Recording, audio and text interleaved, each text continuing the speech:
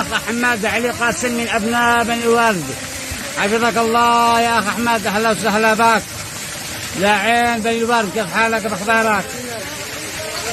كيف أمورك؟ فعل صوت حقك.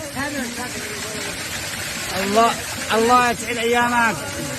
معك أحوال أنا تسقيهم بوادي إسفال. حاوط لك لو أنا الحين تمشيها بعد نفها تشتري تروش بهذه عين يعمل لك ترويشة، يعني ضروري تقدر تروشك معانا. تنفه نبض قلبك. عين الأيام هلا يقول الناس من كل مكان ولا بالشتاء، يقول الشتاء بس. ايوه هنا بيزرعوا مال اللي بني ورد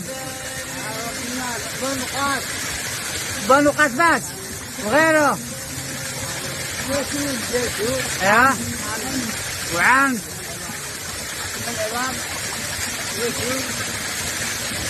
الله تسألك السؤال. معك ابناء الله يحفظهم لك ان شاء الله.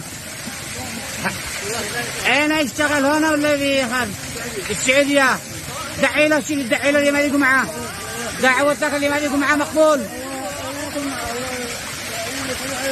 الله يرزقه ويحفظه ان شاء الله، يسهل رزقه، يصرف عنا وعنك وعن ابنائنا وابنائك كل يسوء كل منكر. الله يقضي دينه.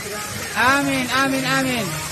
انت تحبه مره مطيع، الله يحفظه لك ان شاء الله. حفظ الله ابو صلاح، الله يسعد ايامك ابو صلاح. نورت يا ابو اسلام، نورت البلاد. تحيا بك. كنا نتمنى ان يكون معنا الاستاذ الفاضل عبد الله نعمان يحيى، لكن ان شاء الله بيوصل الى المكان. ان شاء الله باذن الله حفظه الله ورعاه اينما كان.